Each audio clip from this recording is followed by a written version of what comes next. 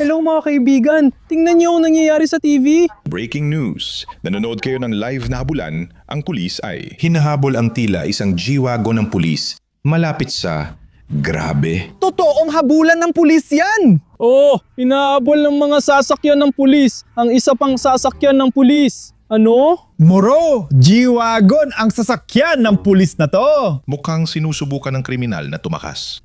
Oo, tumakas siya sa lokal na gubat. Madaling makita ng mga taga-baryo ang G-Wagon ng pulis doon, kapalit ng malaking gantimpala. Hindi. Ang kriminal, wala na siya. Hindi, ang G-Wagon ng pulis ay nakatago kung saan sa gubat. Kaya imposibleng mahanap siya ngayon. Hindi maare. Anong sabi mo? Narinig mo na ba ang tungkol sa gantimpala? Makakahanap tayo ng inabandon ng G-Wagon, yung G-Wagon ng pulis, sa kung saan sa gubat at makakakuha tayo ng gantimpala para dito. Pero Slav, kotse ng pulis yun. Illegal yun. Ilegal na kotse ng pulis yun. Wala akong pakialam doon. Gusto ko lang ang gantimpala. Hanapin natin yon. Tara! Hindi Slav, baka delikado yan. Baka may baril yung kriminal. Tara na! Sige, sumunod ka. Dito sa kalsadang nakita natin ang habulan. Diba? Oo, mukhang ito nga. Oo, nakita natin yon mula sa itaas. Mula sa helikopter. Kaya yung pulis na G-Wagon ay dumadaan mismo doon. At pumasok siya sa gubat dun sa banda roon, tama? Pero Slav, kung hindi mahanap ng pulis, bakit mo iniisip na kaya mo hanapin? Kami ang taga rito, kaya mas alam namin kaysa sa mga federal na pulis, alam mo? Kaya sa tingin ko, liliko ang G-Wagon dyan o baka doon, papasok sa gubat. Bakit mo naman naisip yun? May kutob ako, hindi ko alam. Tara, pasok sa gubat. Ayokong pumunta kung saan man, Slav. Delikado yun. Tara na. Tara na, halika na. Alex, tara na. Ito ang pasukan papunta sa gubat. Oh, ang daming putik. Diyos ko, inaantok na ako. Ma'am, ingat ka, pwede kang madulas dito sa burol. Ito na ang tamang lugar. Tama ang direksyon natin kasi mga off-road na truck lang ang makakadaan dito, di ba? Oh, hindi makakadaan ng ordinaryong kotse dito. Ang police G-Wagon ay talagang isang off-road na truck. Kaya Tama ang direksyon na tinatahak natin. maaaring iyon ang dahilan kung bakit. Nawala ng pulis ang G-Wagon na ito kasi hindi sila pang off-road at ang G-Wagon ay pang off-road. Mag-iingat ka, oo. Ang daming putik sa paligid. Sundan natin ang kalsadang ito at pumunta tayo ng mas malalim. Sundan natin ang kalsadang ito at pumunta tayo na mas malalim sa gubat na iyon. Diyos ko, natatakot ako. Kalma lang.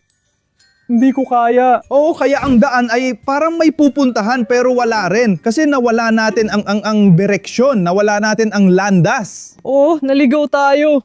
Paano mo malalaman ang pupuntahan kung hindi naman na-videohan? Kalma lang, ayos tayo. Sigurado akong malapit lang dito yung iniwang G-Wagon. Ramdam ko yon. Sigurado ako na ngayon makikita natin ang iniwang G-Wagon ng pulis. Dapat malapit lang yan dito. Dapat nasa loob lang ito ng masukal na gubat na ito. Oo, nakakakilabot talaga ang gubat na ito. Paano kung hindi kriminal ang makita natin kundi ibang tao?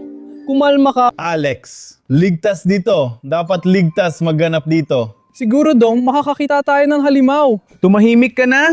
Tara na! Halos sigurado akong tama ang daan natin. Hindi naman basta-basta mawawala ang G-Wagon na hinahanap natin. Siguradong malapit lang yan dito. Ano yun? Tingnan mo yung puno. Alex, halika. Kita mo? Mukhang parte ito ng G-Wagon. Parang air filter ito. Parang ganon. Parte nga ito ng kotse. Hindi nga, basurahan pala ito. Parang pwede tayong maglagay ng basura dito. Anong sinasabi mo? Baliw ka? Oy, ano yun? Hoy, hoy, hoy! Isa na namang piyesa ng kotse yan. Parang air compressor o kung ano man. Tinan mo itong tubo, ha? Kaya sigurado na akong tama ang direksyon natin. Piyesa ito ng kotse mula sa G-Wagon. Nagalil naman ako dyan. Baka piyesa nga ito ng kotse.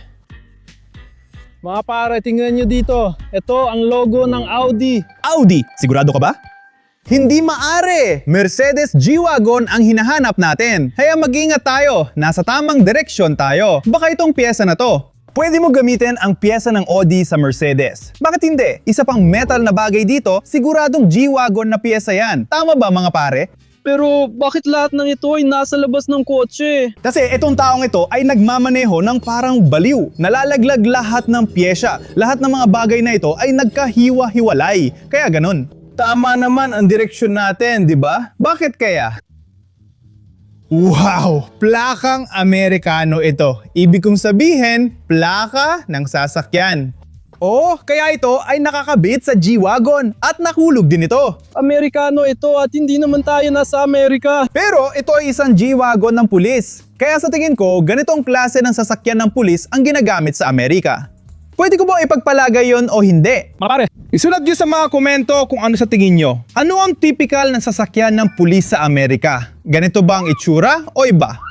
Kaya kung eksperto ka, pakisulat sa mga komento. At saka tingnan nyo, isa pa yung clue sa investigasyon ko.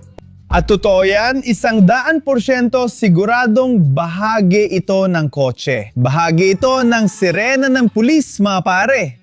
Ngayon, naniniwala ka na, di ba? ano ba sinasabi mo? Para lang itong mga basurang plastic. Hindi ito basurang plastik, kundi mga paiwatig sa investigasyon ko. Hoy! Tingnan mo. Tingnan mo doon. Sa likod ng mga puno.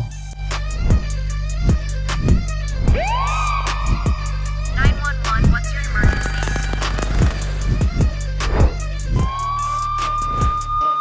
Grabe mga pare, hindi ako makapaniwala. Tingnan nyo, totoong abandonadong G-Wagon yan. Yung G-Wagon ng pulis. Gano'n nakatagal itong nandito? Kaya pala, totoo lahat ng balita, hindi yung peke. Sinasabi ko na sa inyo. Ngayon, pwede na nating subukang ayusin ito ng buo, kumpunihin, paandarin syempre, at makukuha natin ang gantimpala para dito. Oo, maaaring totoo yan. Pero iniisip mo agad ayusin. Delikado at illegal yan. Baka may tulisan din malapit. Oo, tama ka. Kaya kailangan nating magmadali. Pero tingnan mo, nakasulat dito sa hood ng kotse na pulis. Grabe ang astig nun. Mukhang hindi pa ito katagal nakatayo rito, halata. Kasi parang nabangga lang ito sa puno, palumpong o kung ano man yon. Nakatayo na ito dito ng ilang araw o parang ganon habang hinahanap ito ng mga pulis. Grabe, tingnan mo itong basa at yung sirena na yan. Tingnan mo, may sanga, maliit na sanga sa loob mismo ng sirena. Kaya pala may nakita tayong basag na plastic dati. Oo, tama ka. Oo, ngayon nagkakabit-kabit na ang lahat. Totoong inabandona ang G-Wagon na yan. Silipin mo sa loob.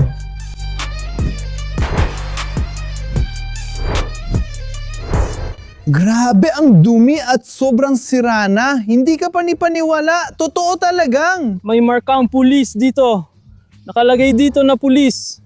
Grabe, ang astig. Pero may sikreto pa rin at tama ka. Kaya baka may nagnakaw ng totoong original na G-Wagon ng pulis. May nagtago ito sa mga pulis. Tama, pero nakita rin natin. Pero isipin mo lang, kung ninakaw ng tao to sa sasakyan ng pulis at walang nakahanap sa kanya, isipin mo na lang kung anong magagawa niya sa atin kung makita niya tayo. Wala akong pakialam dyan. Tingnan mo kung gaano kalupit ang mga gulong na to. Talagang bihira lang to. Tingnan mo kung gaano kaganda ang likod ng G-Wagon na to, di ba?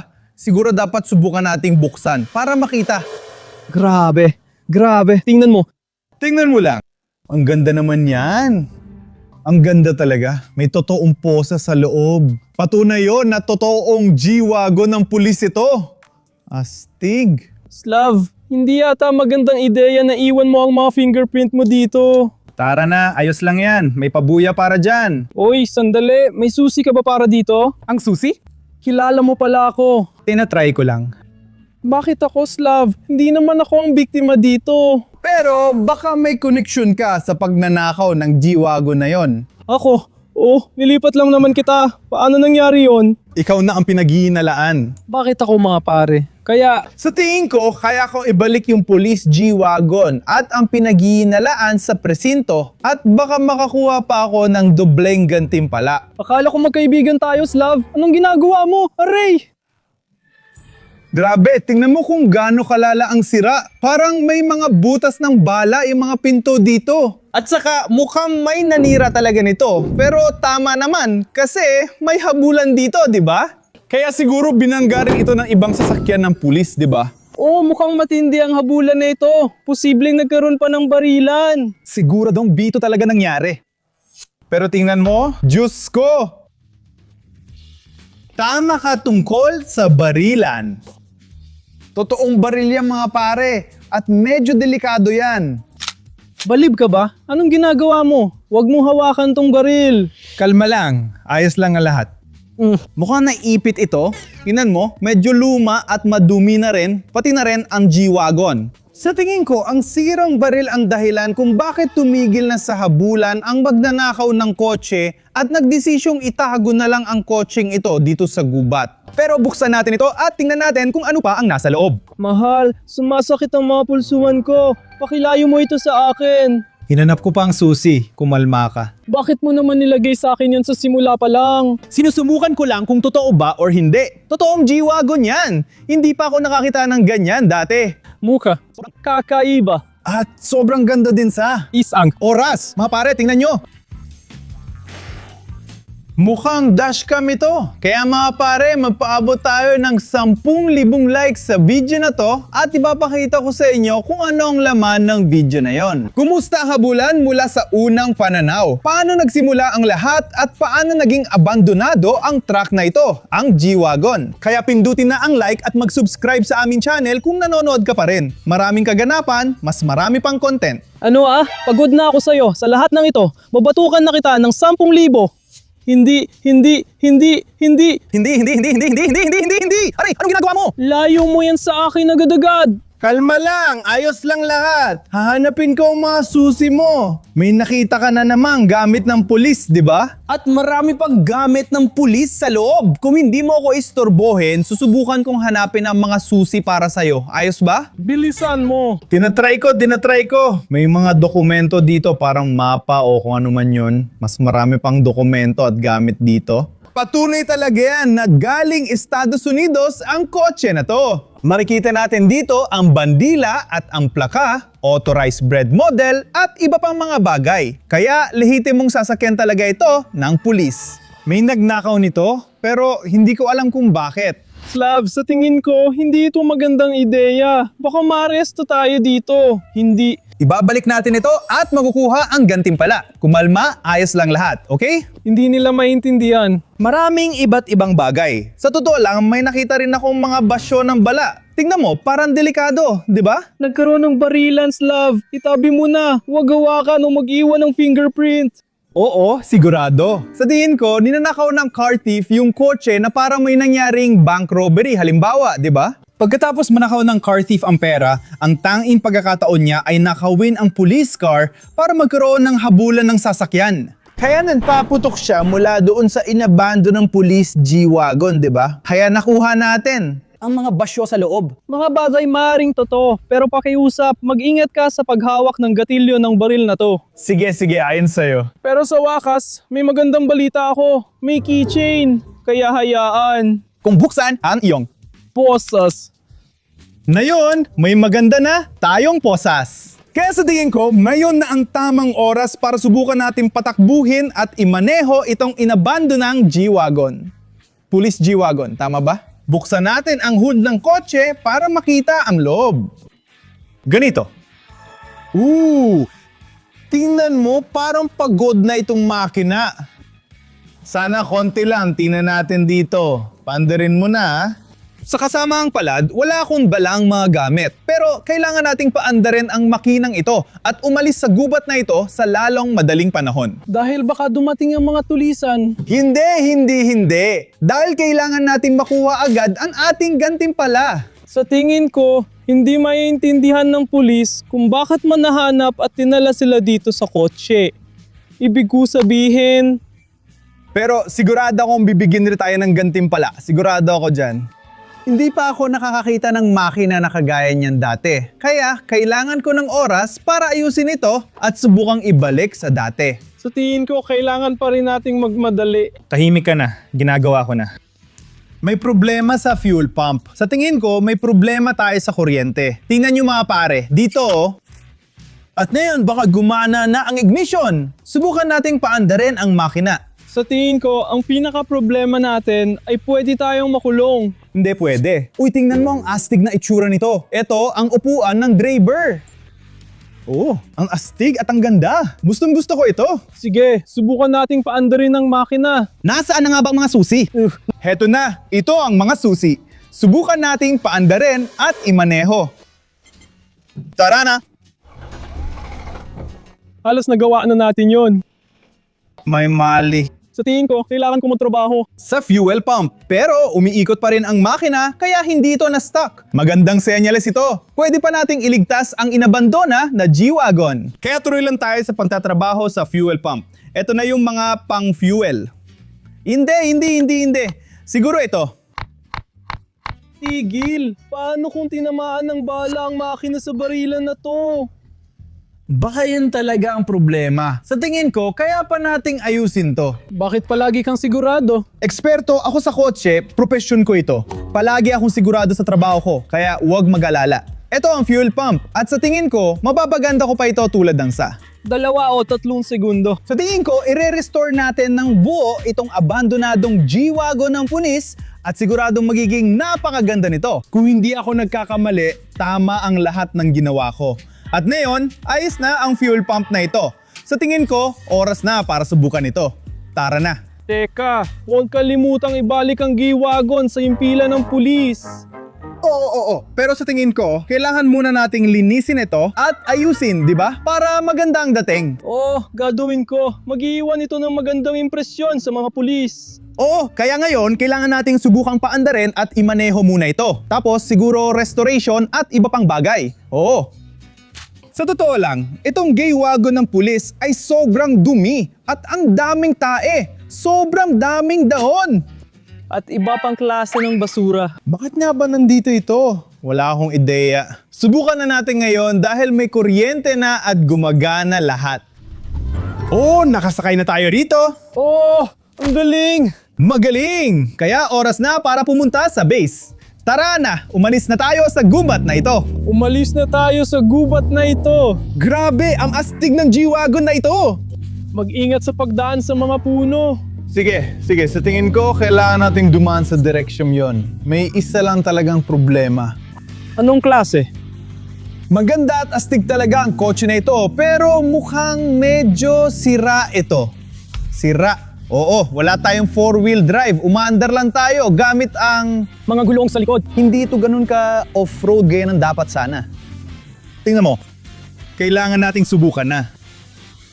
Tumalon sa kabila, lampasan mo ang bagay na yan. Medyo mahirap yun. Pero susubukan natin gawin to. Tara na! Bilisan mo na. Oo, nagawa natin yun. Ayos, kaya kailangan nating magpatuloy. Ayos ba? Galing! Pumuputol ka lang ng mga puno. Grabe. Oo, medyo mahirap yan. Sige, mag-ingat tayo dyan. Grabe naman. May puno dyan. Oo, nabangga natin yung puno. Sa tingin ko, kailangan nating subukang daanan ito. Oo, malaki ito. Kaya 1, 2, 3, tara na. Sa tingin ko, kailangan kong dagdagan pa ng lakas para malampasan ito. Tara na, sige na. Nagawa natin yun, di ba? May problema tayo. Nahulog ang sirena. Diyos ko. Oo, kunin mo yung sirena. Kailangan natin yan. Sige na, kunin mo. Diyos ko, kailangan nating umalis sa gubat at pumunta sa istasyon ng pulis o base. Hindi yung kukuha pa ng sirena sa bubong na kailangan natin. Pulutin mo na. Kailangan talaga natin yan. Kasi ire-restore natin itong G-Wagon ng pulis. At paano mangyayari yon kung walang sirena, di ba? Sige na. Eto na. Sige, Slav. Ngayon, handa na tayo umalis. Oo, kailangan pa rin nating magpatuloy sa loob ng gubat. Tara, tuloy lang tayo. Sige, mag-iingat ka dito. Tara na, hindi tayo dapat tumigil. Magpatuloy lang tayo ng kaunti. At huwag tayong makasira ng anumang mahalaga. Diyos ko. Kaya paikot-ikot lang kami, pakaliwat, pakanan. Kailangan naming mag-ingat ng husto. Nandito lang kami. Hindi kami pumupunta kahit saan, Slav. Hindi. Hindi. Kailangan lang nating paikutin ng kaunti, kailangan lang nating baguhin ang direksyon, at pagkatapos ay makakarating tayo sa tamang daan. Oo, ginagawa natin ang M at iniisip kong professional akong driver sa kalsada, tama? Kung professional ka talaga, hindi tayo naipit sa gitna ng gubat. Tara na, walang problema. Hindi tayo naipit, nagpapalit lang ang direksyon. Mahalaga na maintindihan ang daan. At ginagawa natin ito ng tama. Wala tayong problema. Wala tayong kahit anong problema. Dumadaan lang tayo sa mga puno. Lunod tayo sa dagat ng mga problema. Hindi. Ayos lang. Ang saya nito. Sobrang gusto ko ito. Nakikita ko na ang daan, kaya doon tayo pupunta at aalis na tayo sa gubat na ito. Sa tingin ko, sa wakas. Oo, parang pamilyar ito. Pero ang daming puno. Ang daming puno. Oo, ang sikip dito, di ba? Kaya kailangan nating mag-ingat. Hindi ko alam, tumingin ka doon. Kinamot niya ang pinto. Puturin mo ang sanga. Magaling. Kaya hindi. Walang problema, may malakas na lamit na ingit dito. Walang problema. Oo, ito ang daan mga pare. Heto ang daan. Sa wakas. Oh, pwede na tayong dumaan sa direksyong yon at ngayon, magiging malaya na tayo. Tara na! Ayos! Ang ganda! Sa tingin ko, hindi tayo malaya. Oh, malaya na tayo. Sigurado. Arestuhin tayo agad paglabas natin. Sige, tara na.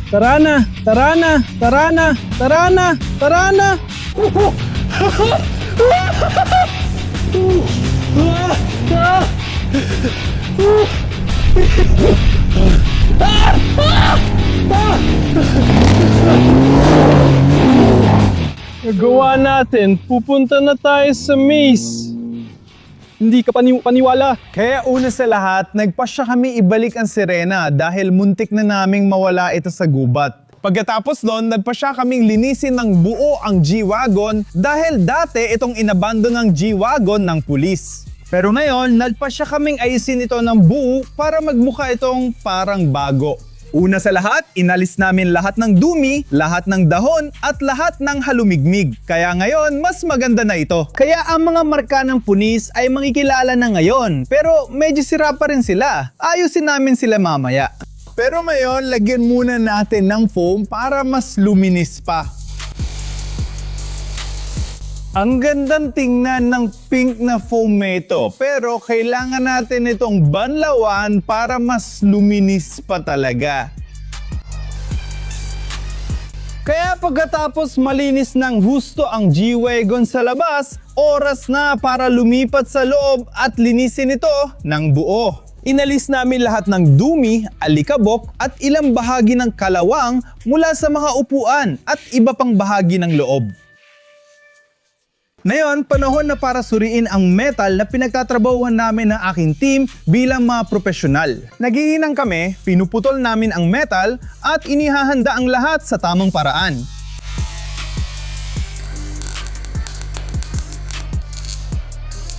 Kaya pagkatapos namin ilagay ang mga bagong pyesa, mas lalo pa itong gumanda.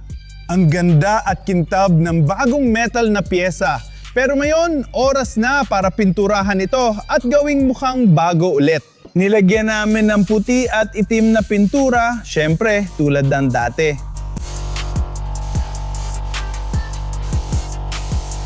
Inayos din namin ang mga letra at ang marka ng pulis. At ngayon, ang ganda na ng itsura. Tingnan mo, parang bagong G-Wagon ng pulis ito. Ang astig ng itsura at mga pare. Kung nagustuhan ninyo ang proseso ng restoration, huwag kalimutang i-like ang video na ito at mag-subscribe sa aming channel ngayon din. Bukod pa dyan, ipapakita ko pa sa inyo ang isang napaka-interesanteng bagay. Sa tingin ko, may idea na tayo kung paano natin mamomodifika ang inabandunang truck ng pulis na ito. Gusto ko hindi lang basta i-restore ang inabandunang G-Wagon ng pulis na ito. Gusto ko magmukha itong parang bago at lagyan ng astig at stylish na itsura. Marami akong pyesa at iba't ibang detalye na idadagdag sa lumang G-Wagon na ito at magbumuha talaga itong parang bago. Pimp that bad boy.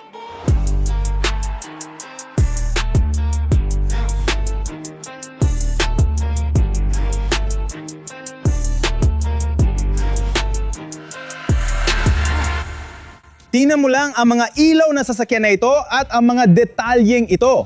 Ilalagay natin ito mismo sa lumang sasakyan at magmumukha talaga itong parang bago. Kahit itong mga astig at magaganda salamin ay ikakabit din sa likod. Talagang magiging napakagandang proyekto ito.